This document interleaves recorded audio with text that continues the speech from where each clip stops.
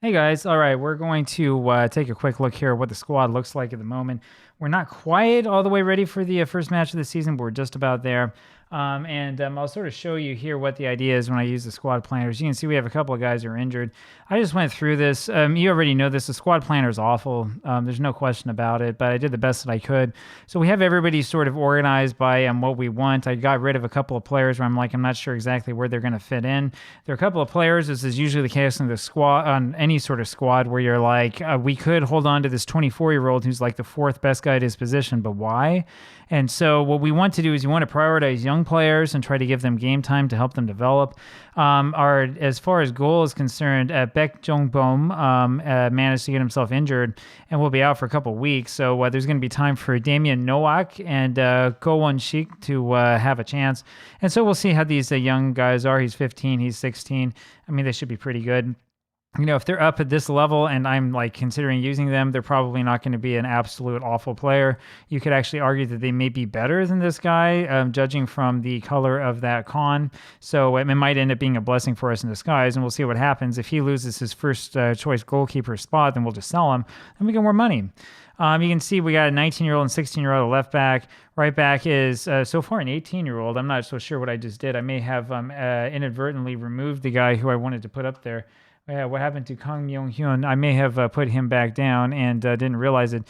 This is what happens from time to time when you're doing this. There he is. And so we'll put him back on the senior squad. It's hard to keep track of this, and it's not because of like the player names or anything like that. It's just difficult to keep track of this because of the squad planner, because of how bad it is. So yeah, Kang Myung-hyun is actually going to end up being the number one guy. Even though he's only 16 years old, he's already good enough to play at this level, or just about, and he looks really, really good. It looks like he has sort of superstar potential, so we'll see what happens there. In the back, one of our problems is we don't quite have enough center backs. As you can see here, we only have like four. I mean, we only have two center back positions, really. But one of the four is this 15-year-old guy from Vietnam. He's enthusiastic, which is good. I just wonder about his actual ability. Yeah, this is going to be a problem. We'll do what we can do, but I'm concerned that we're going to need more help in the back. Lee Han-bun is like one of the best players in the league that we're in currently. This guy's really, really good and should probably get onto the national team pretty soon. The rest of them are not quite as good. At defensive midfield, it's going to be Osmar. I mean, I know from playing with this team before that he loves this position. He won't be starting because he's out with an injury. He's gotten 2 injuries here in the preseason, which is a big problem. So it's probably going to be Kim Jin-sung who comes in to start off. I came looking over to the side to make sure this matches up with my notes. Like I said, it's because the tools that I've been given here are awful. This is the reason why I got rid of him. When you go up a little bit further, we do have guys like Ki Sung-young and Go Yo-han, who are going to be good. Go Yo-han, I believe, is our captain, but I mean, he's 34, probably not going to be playing much longer. I mean, these sort of guys, and also this Jung Hyung-chol, are probably guys who were probably not going to play much longer after this season. So, I mean, they're probably not going to stick around that long, and we're hoping that we can get some good young players who we can pull in through transfers, maybe even, and start developing here at the squad. So we'll see what happens. We haven't made any actual transfers yet. We've just spent our time looking around, just shopping. On the left side, of course, we have Pavlovic, who was on the transfer list when I came on. Nobody put in anything for him. He's still wanted. We'll see if Watford make an offer or not. Of course, we'll sell if they do.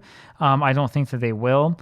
We have guys like this, So Jae-min, who are worth quite a bit of money and who we really should pay a lot of attention to because he has the potential to really, really be a good player. So it would not kill me to get rid of Pavlovic, have maybe a season where we finish mid-table and try to develop this guy. Then on the right side, I mean, there's Go Yo-han again. Actually, we probably should take him off of that because we'll have him most likely play in midfield. On the right side, we have Na Sang-ho, another one of our star players, Kim Jin-ya. And then we have this guy, Jung Se-jung, who is also another wonder kid potential, who may have the ability to really star here. It's kind of hard to tell. Part of the fun of playing with no star ratings and none of the numbers is that you just don't know. So you're just going to give the kid a try and see if he's worth 5 million or not. And then up front, it's unfortunately going to be Lee Ki-sung because Yulichenko and Ingun are both injured. They both managed to get injured in the same match. I'm not quite sure how we managed to do that, but that's kind of the way it is. This guy is not going to be good enough to play at this level. I mean, it's going to be kind of a bloodbath, I think, early in the season, but we'll see how it goes. This is one of the problems that we have. So we don't have any, of course, good players here on the B team because these guys are all on loan.